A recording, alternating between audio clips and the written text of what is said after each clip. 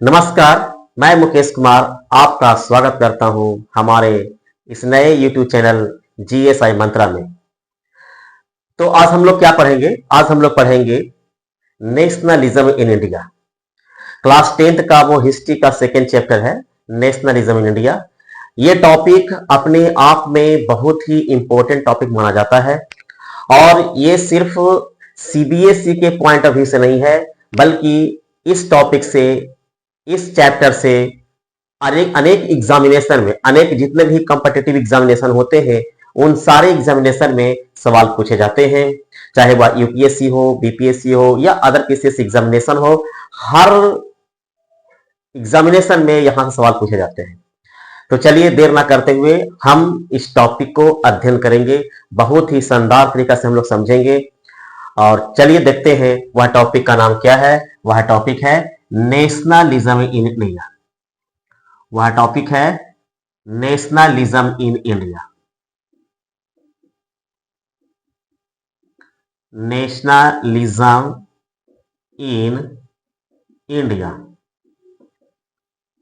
इसे हिंदी में कहते हैं भारत में राष्ट्रवाद। भारत में राष्ट्रवाद। सवाल ये उठता है कि आखिर ये भारत में राष्ट्रवाद की शुरुआत क्यों होती है? भारत में राष्ट्रवाद का शुरुआत क्यों हुआ? ऐसी क्या परिस्थितियां थी जो भारत में राष्ट्रवाद की शुरुआत हुई? राष्ट्रवाद कहते किसको हैं? चलिए हम लोग पहले इसी पर चर्चा करेंगे।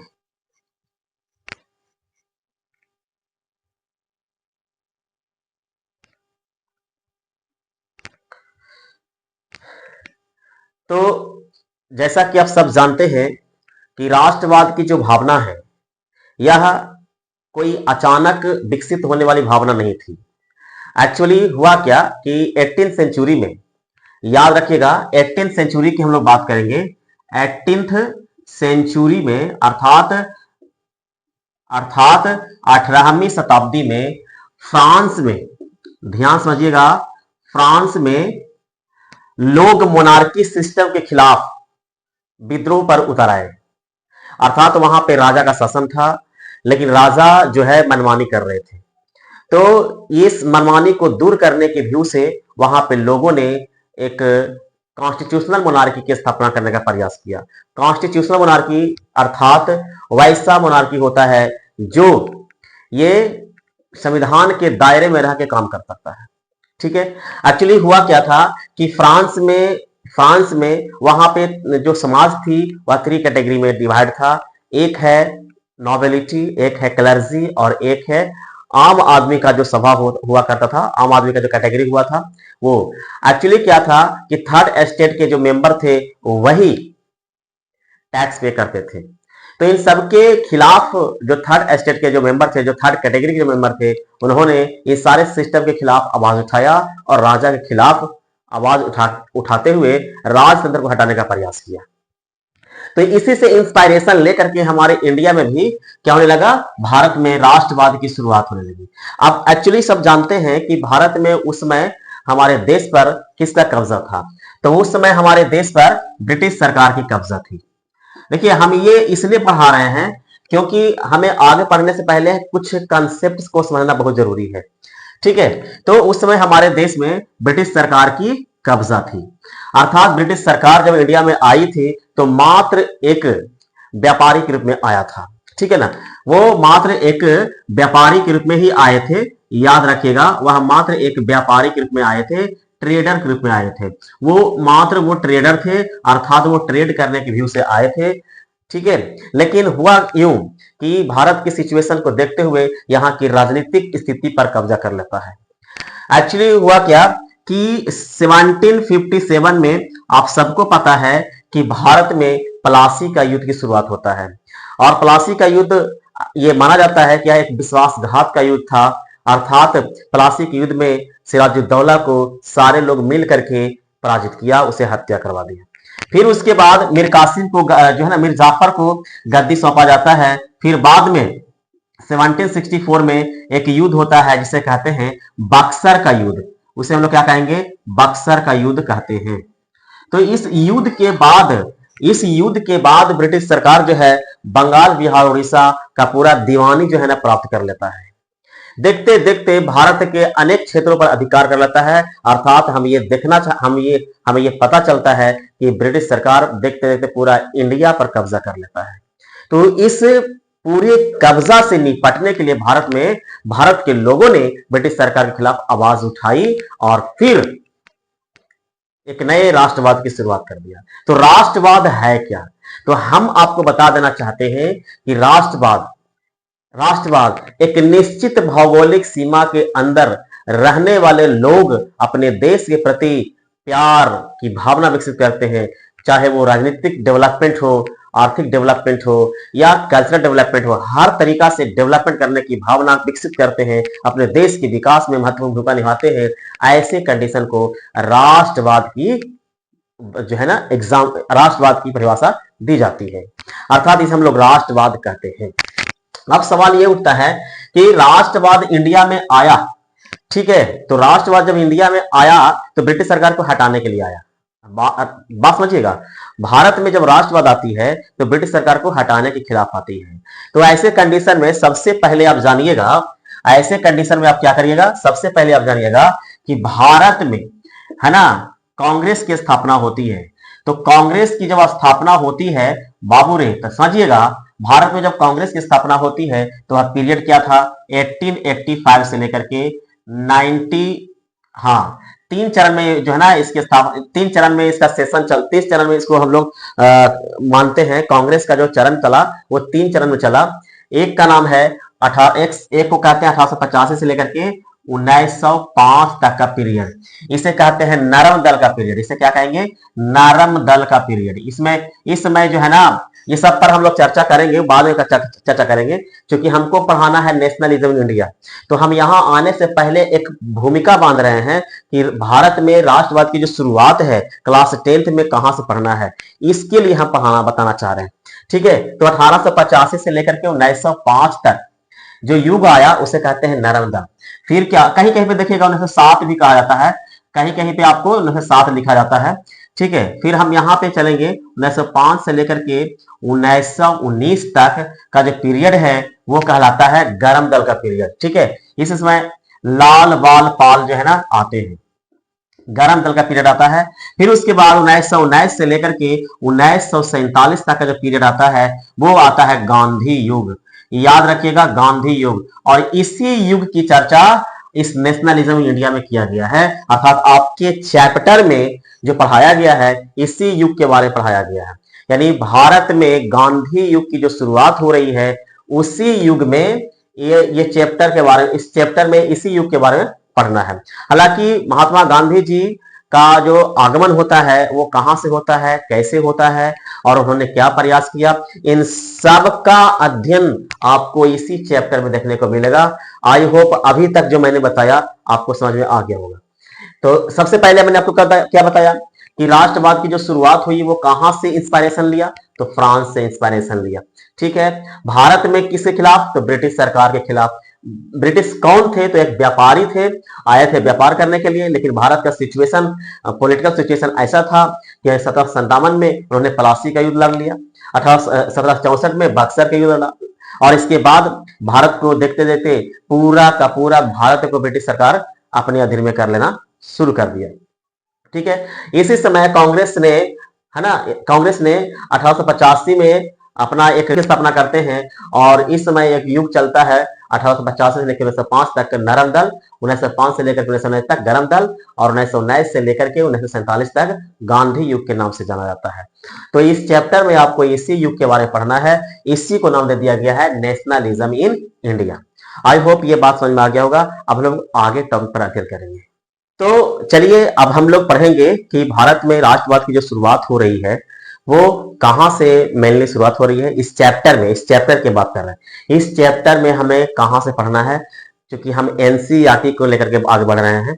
तो एनसीईआरटी की किताब में आपको जो अध्ययन किया गया है, जो बताया गया है, वो बताया गया है गांधी जी के आगमन से। तो आप सब जान रहे हो कि जनवरी, ठीक है ना, जनवरी 1915 को महात्मा गांधी जी, जिसको हम लोग शॉर्ट फॉर्म में कहते हैं एम के गांधी। एम के गांधी, गांधी इट मीन्स मोहनदास करमचंद गांधी। ठीक है, ये 1915 में साउथ अफ्रीका से, कहां से, साउथ अफ्रीका से इंडिया लौटते हैं, इंडिया लौटते हैं। अब सवाल ये उठता है कि वो साउथ अफ्रीका क्यों गए थे, इस पर भी हम लोग बात करेंगे। हालांकि एक नजर में बता देते हैं, साउथ अफ्रीका में ना रेसिस्ट वाला मामला चल रहा था, नस्लवादी भेदभाव चल रहा था, तो इस भेदभाव को हटाने के लिए साउथ अफ्रीका वो गए थे और वो सक्सेस होकर के लौटते हैं। महात्मा गांधी जी जब इंडिया में आते हैं तो इनका स्वागत जो है ना फूल माला से किया जाता है। ठीक है, अब जब इंडिया में वो आते हैं तो देखते क्या है कि इंडिया भी वर्ल्ड वार फर्स्ट के चक्कर में पड़ा हुआ है।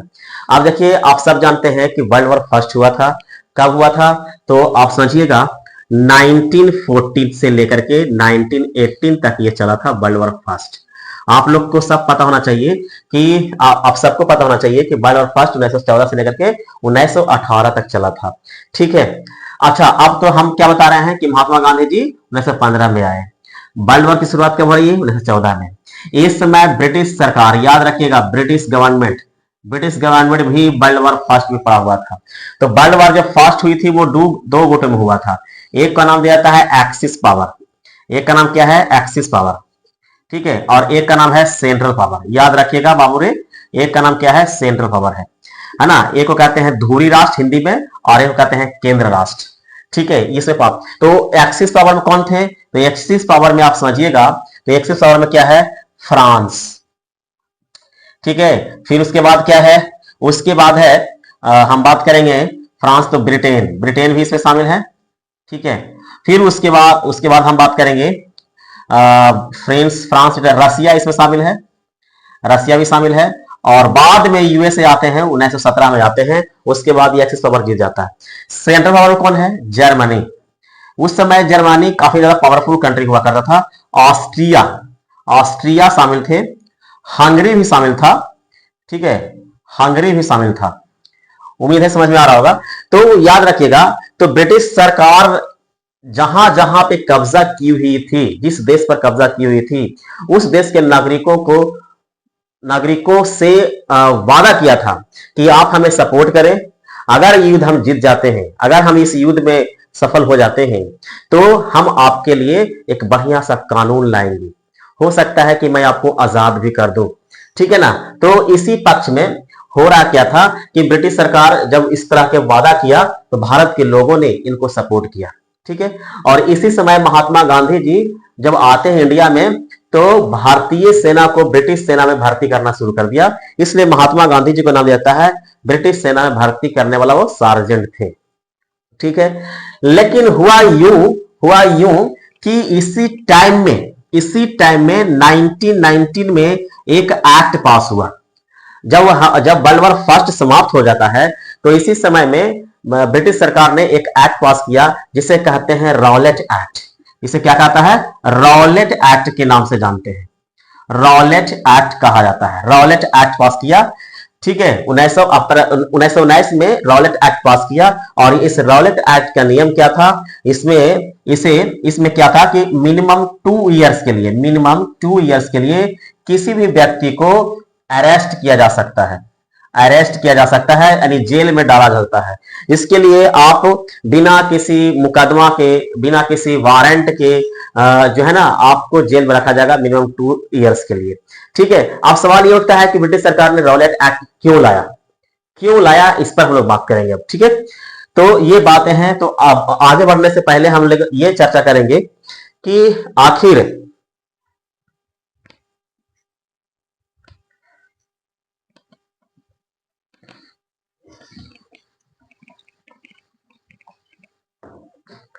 तो रॉलेट एक्ट को बताने से पहले हम ये बात करेंगे कि भारत में महात्मा गांधी जी ने कौन कौन से आंदोलन को सफल बनाया।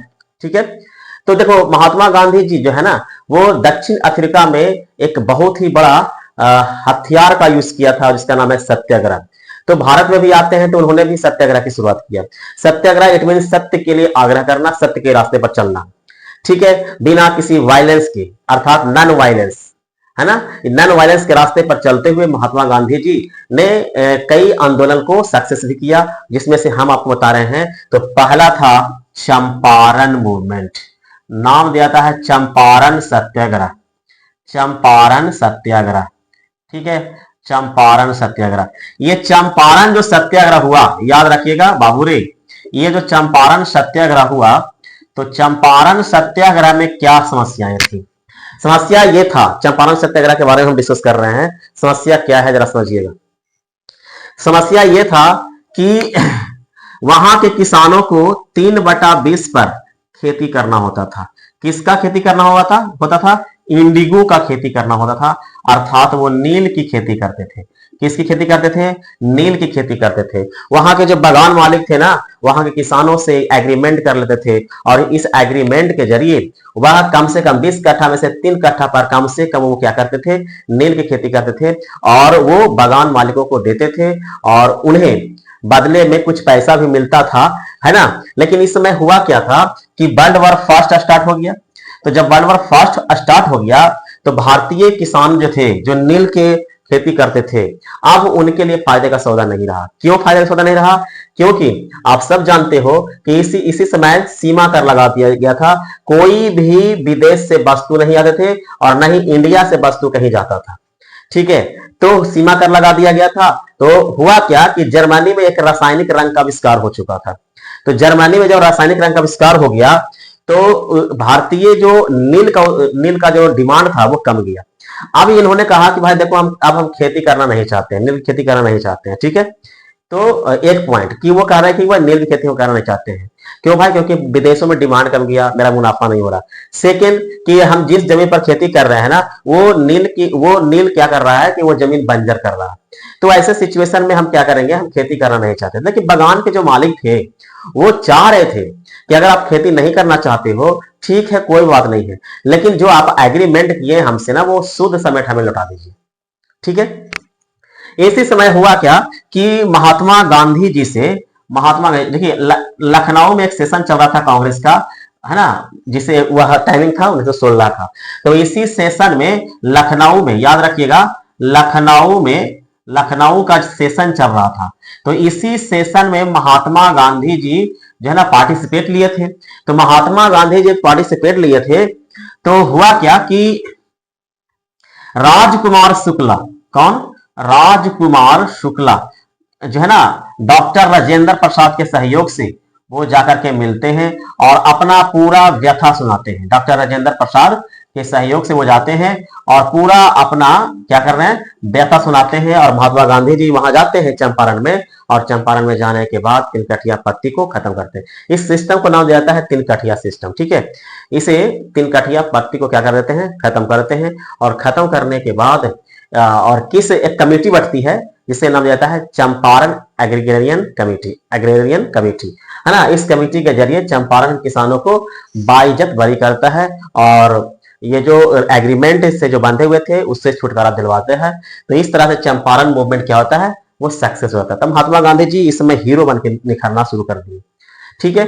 तो महात्मा गांधी जी चंपारण मूवमेंट खत्म कर दिया, ठीक है। वो टाइमिंग था नहीं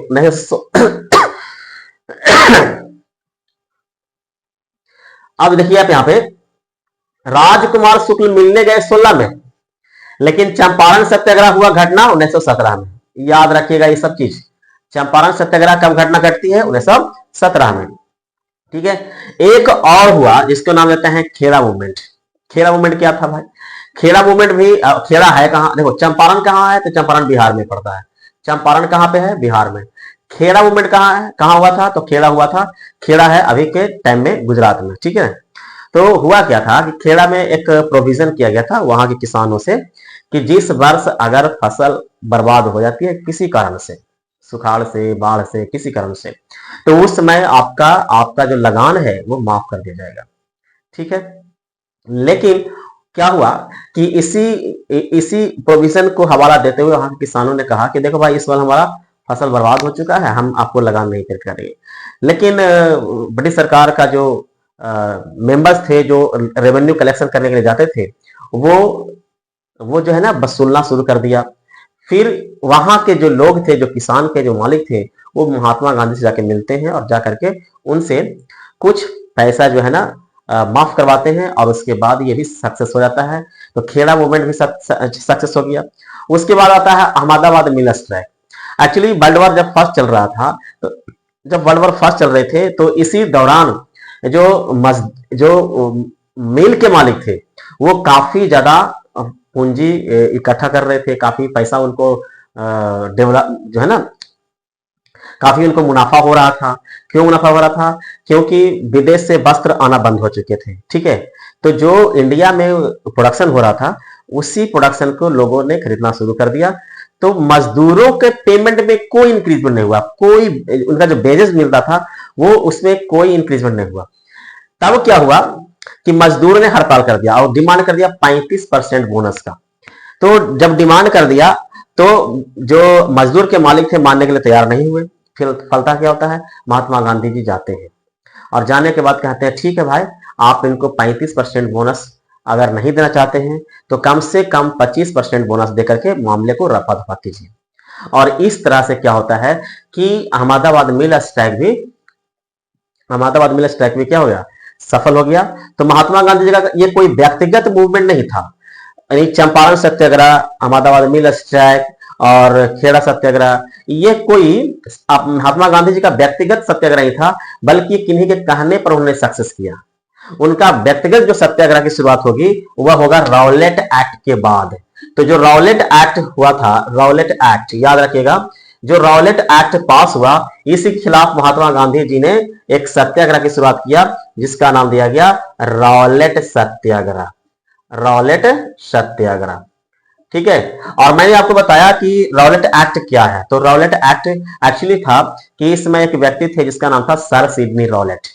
तो उनके अध्यक्षता में ये एक्ट पास किया गया, इसलिए इसका नाम दिया गया राउलेट एक्ट, ठीक है।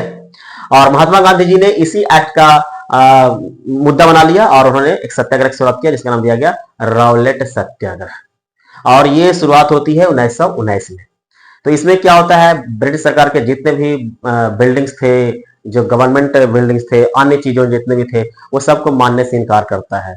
इसमें हालांकि महात्मा गांधी जी का क्या सपना था, नॉन वायलेंस, लेकिन इसमें बहुत बड़े पैमाने पर भी वायलेंस हुआ था, ठीक है ना। तो इसी के खिलाफ जो ब्रिटिश सरकार थी उन्होंने क्या कर दिया, यहाँ के जो भीड़ लोग था ना, जो सत्याग्रह के लिए आगे बढ़ रहा था, जो भीड़ लोग था, वो जाता है कहाँ पे, कहाँ जाता है, पंजाब के अमृतसर शहर में। वहां पे एक बाग है जहां पे लोग इकट्ठा होते हैं, ठीक है। एक्चुअली उस समय महात्मा गांधी जी नहीं थे। क्यों इकट्ठा होते हैं, क्योंकि ये बताया गया था कि देखो भाई, भीड़ इकट्ठा नहीं होना चाहिए, ठीक है। और इसी समय भारत के 2 व्यक्ति डॉक्टर सफेदुल किचलू और डॉक्टर सत्यपाल को गिरफ्तार किया जाता है। इस गिरफ्तारी के खिलाफ लोग जलियांवाला बाग में इकट्ठा होकर के मीटिंग ऑर्गेनाइज कर रहे थे। उसी समय बैसाखी मेला लगा हुआ था। तो इसी बैसाखी मेला के दौरान क्या हो रहा था कि लोग इकट्ठा हुए थे, तो कुछ नेतागण भी थे और कुछ मेला भी लगा हुआ था। तो इसी समय जो है ना, पंजाब के अमृतसर शहर में उत्तर की ओर दरवाजा है, जो बाग है, जो बगीचा है, उसमें उत्तर के दरवाजा है। और उसी समय जनरल डायर को कमांड सौंपा गया था। जनरल डायर वहां के कमांड सौंपा गया था और एग्जिट गेट को क्या कर दिया, अवरुद्ध कर दिया। और इसी अवरुद्ध में कहा जाता है कि जनरल डायर ने निहत्थे लोगों पर जब गोलियां चलाना शुरू की, तो कहा जाता है कि 360 राउंड गोलियां चलाई गई, जिसमें कई लोग मारे गए, सैकड़ों लोग मारे गए। लेकिन फिर भी जनरल डायर को ब्रिटिश सरकार ने हथियार जो है ना, तलवार पेश किया कि वो वीरता का प्रतीक बना दिया उसको। और क्या हुआ कि हालांकि एक कमेटी गठित की गई, तो इसी कमेटी ने उन्हें बाइज्जत बरी कर दिया। तो इसके खिलाफ महात्मा गांधी जी इतना ज्यादा क्रूर हो गए ब्रिटिश सरकार के खिलाफ, उन्होंने काफी जो है ना, अपने आप को इस लेवल पर पहुंचा दिया कि अब ब्रिटिश सरकार का कोई सहयोग हमको लेना नहीं है। तो ब्रिटिश सरकार के जब सहयोग नहीं लेना है, तो उन्होंने एक नया मूवमेंट क्रिएट किया जिसका नाम है असहयोग आंदोलन। क्या कहते हैं उसको, असहयोग आंदोलन।